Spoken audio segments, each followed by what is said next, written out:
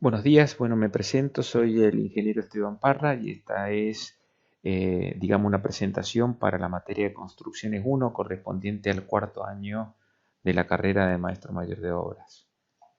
Eh, Iniciando esto, bueno, vamos a hacer algunos repasos de las preguntas del trabajo práctico que les mandé. El proyecto, cuando uno realiza un proyecto para una vivienda, principalmente, se tienen que conocer previamente quiénes son los que las integran o los que van a integrar esa futura vivienda, cuáles son las actividades que se van a realizar, cuáles son los requerimientos y los espacios para poder realizar ese proyecto arquitectónico, ¿no es cierto? En esto, desde el inicio, digamos, no es lo mismo, por ejemplo, construir una escuela en donde tenemos una cierta cantidad de individuos, unas ciertas actividades y requerimientos y espacios que son totalmente distintos si yo tengo que proyectar, por ejemplo, una casa. ¿Está?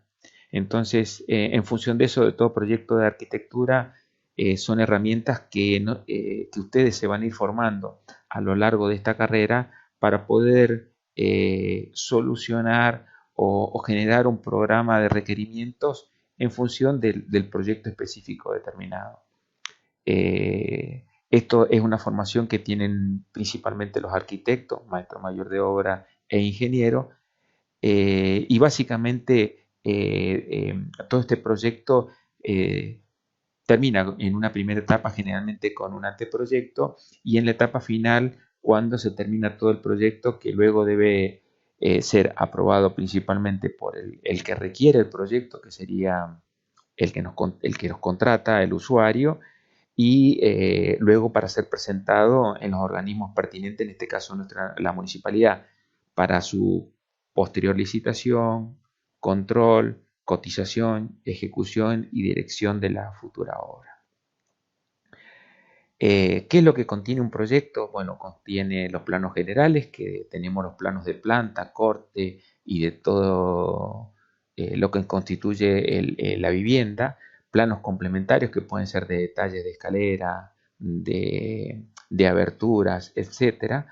Después están los pliegos complementarios, los pliegos de condiciones, eh, de condiciones técnicas. Generalmente los pliegos es toda la documentación que se acompaña y todo aquello que nosotros no podemos detallar o especificar en un plano, siempre está acompañado por una documentación principalmente técnica. Después está la memoria descriptiva del proyecto, el cómputo, el cómputo completo de la obra, porque con ese cómputo y los análisis de precios nos permite elaborar un presupuesto detallado para saber cuánto nos va a salir la obra. Y bueno, y en función de eso, el estudio de las distintas propuestas que se llevan para la ejecución de la obra. Y después también alguna serie de documentaciones o actuaciones que se tienen que hacer oficiales para la construcción.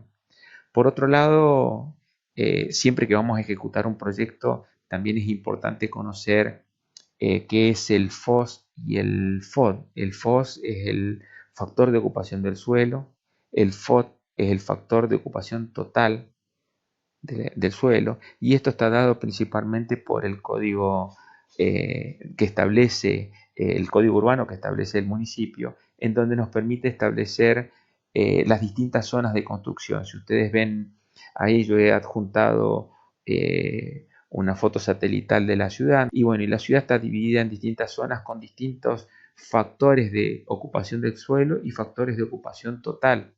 ¿Está? Por ejemplo, en todo lo que es la zona céntrica, ustedes van a ver que se permiten construir edificios y en la zona más alejada hay lugares en donde no se permite construir edificios. Esa zonificación que establece el municipio, vamos a dar un ejemplo. Si nosotros tenemos, por ejemplo, un terreno de 10 por 30 metros, la superficie del terreno va a ser de 300 metros cuadrados. Si el factor de ocupación del suelo es de 0,5, quiere decir que a nosotros nos va a permitir solamente cubrir del terreno solamente 150 metros cuadrados en un primer nivel. Y el factor de ocupación total del terreno es el que nos permite, si yo quiero realizar más de un nivel es decir, más de la vivienda que tenga más de un piso. El factor de ocupación, por ejemplo, en este que yo le di, sería, estoy considerando de 2,5, quiere decir que 2,5 multiplicado por la superficie del terreno nos permite construir 750 metros cuadrados. ¿Está? Bueno, después tenemos qué es el Código de Planeamiento Urbano. Son una serie de normas que permiten caracterizar el uso del suelo y que nos permiten distribuir las distintas zonas, las que son residenciales, la que es comercial, la que es para la industria, para la recreación, o puede ser una combinación de las distintas zonificaciones. Cada zona nos va a dar un determinado FOS y un determinado FOT, que es lo que nos permite después establecer qué tipo de construcción vamos a realizar. Y el código de edificación tiene que ver con las normas municipales que establecen las características con que se construye en la ciudad. Básicamente, estas establecen las distintas relaciones que tienen que tener, por ejemplo, los interiores de los edificios, cuáles serían las dimensiones mínimas, no sé, de una habitación, cuáles son las alturas mínimas, cuáles son las ventilaciones, la iluminación natural que tiene que tener cada espacio de la vivienda en función del tipo de uso. Acá vamos a diferenciar qué es lo que existe entre un anteproyecto y qué es lo que diferencia entre un proyecto terminado. ¿Sí? Generalmente el anteproyecto es el que nos permite, principalmente con el cliente, interactuar en donde se tienen planos generales del anteproyecto, digamos de cuál es la vivienda o lo que yo quiero diseñar. También existen planos complementarios, existe también una memoria descriptiva y un cómputo métrico y un presupuesto aproximado de lo que sería el futuro de la obra. Y bueno, después el estudio de las distintas propuestas. En esta primera etapa del anteproyecto se elige alguna de las propuestas, pasamos a la segunda etapa en donde ya estamos con el proyecto definitivo, en donde vamos a tener los planos generales definitivos, ya sea de planta o corte de la vivienda o del edificio, los planos complementarios definitivos, los pliegos, la memoria descriptiva, el cómputo métrico y el presupuesto detallado y las documentaciones que necesito presentar en las actuaciones oficiales principalmente, ¿no es cierto?, en el municipio. Con respecto al tema del estudio de suelo, nosotros siempre que vamos a realizar algún proyecto necesitamos saber la calidad del suelo en función de lo que vamos a nosotros a fundar. Acá estamos viendo generalmente los estudios de suelo los hacen los ingenieros profesionales. Acá lo que estamos viendo es se va a realizar una excavación y acá al costado vemos la foto en donde se sacan las muestras del suelo en los distintos niveles. Principalmente porque nosotros necesitamos conocer el suelo, porque toda nuestra estructura se apoya o se funda en el suelo y tal vez no es lo mismo construir una casa de una planta que un edificio de 10 pisos. Bueno, después, ¿qué es el límite de amojonamiento? El límite de amojonamiento, nosotros acá, por ejemplo, tenemos una plancheta digital de un terreno, entonces el que está presentado antes del loteo en la municipalidad. Ustedes tienen acá las calles, tienen marcadas las ochavas y tienen cada uno de los terrenos. Si en un terreno, si yo soy propietario o tengo que ejecutar un proyecto en un terreno determinado, por ejemplo, este que está acá de la esquina, nosotros necesitamos, si en este espacio, en esta manzana no hay nada construido, nosotros necesitamos marcar los puntos que corresponden a mi terreno. Y esos puntos los que corresponden a un terreno generalmente los marca un agrimensor con instrumentos específicos que generalmente son niveles y teodolitos, y cada uno de los puntos que yo tengo que manifestar en el terreno para luego construir lo voy a marcar me lo deja marcado el agrimensor, que generalmente siempre es una barra del 10 que esté enterrado indicándome cuáles serían los vértices de ese terreno.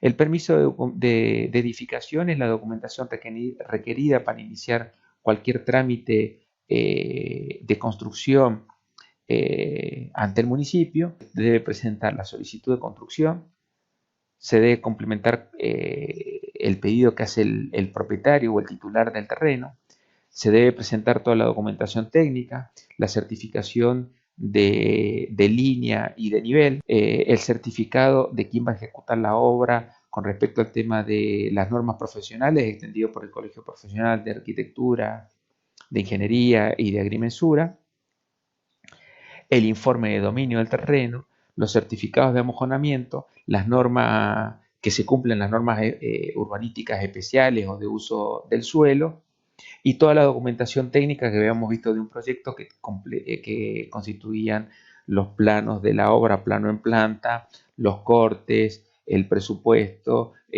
todas las planillas técnicas en donde está todo el cálculo de estructura. ¿Y qué corresponden a los ítems de una obra? Una obra, para poder ejecutarla, uno la tiene que ir realizando por etapa. Cada una de esas etapas nosotros la denominamos como ítem. En el caso, por ejemplo, para poder hacer una descripción, las tareas preliminares corresponden al cierre de la obra, a la colocación del obrador y todo lo que serían el cartel de obra, todo lo que serían, para poder necesitar la obra, necesitamos los servicios esenciales para ejecutar una obra, es decir, necesitamos el medidor de obra, necesitamos agua para poder ejecutar la obra. Bueno, todo eso corresponde a las tareas preliminares, limpieza del terreno, por ejemplo. Luego la segunda etapa tiene que ver con la excavación, eso es para colocar todo lo que sería la infraestructura, principalmente sanitaria y de fundaciones de la obra. Luego la ejecución de la estructura, las losas que pueden ser la cubierta o los entrepisos, la construcción de vigas, columnas y fundaciones, la mampostería, que es la que permite dividir todos los ambientes, bueno, la cubierta, que puede estar de losa o puede ser de otro tipo de material, en el caso de tejas, de chapa, etc. Los contrapisos, carpetas, pisos, revoques, cielos rasos, las aberturas, las instalaciones tanto sanitarias como eléctricas de gas y la pintura.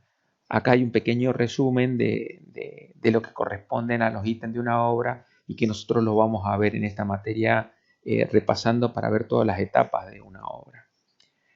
Otra de las preguntas definía que era un plan de trabajo. El plan de trabajo es cuando nosotros tenemos que acondicionar todos los ítems de una obra que vamos a ejecutar. Por ejemplo, acá ahí está únicamente el inicio de obra, la cimentación y la parte de la estructura, y cómo voy a ejecutar cada una de estas etapas en el tiempo. Entonces, estas barras lo que me están indicando es el tiempo. Entonces, un plan de trabajo corresponde a colocar todos los ítems y armar lo que sería el diagrama de Gantt, que me permite determinar qué tiempo voy a ocupar para cada una de las etapas de la obra que yo voy a ejecutar. El pliego de condiciones generales principalmente establece las normas y condiciones generalmente de contrato. El pliego de especificaciones técnicas realiza una descripción, digamos, de todos los ítems que voy a ejecutar en la obra, y además especifica las normas que se deben cumplir para la ejecución de cada uno de los ítems. Muchísimas gracias.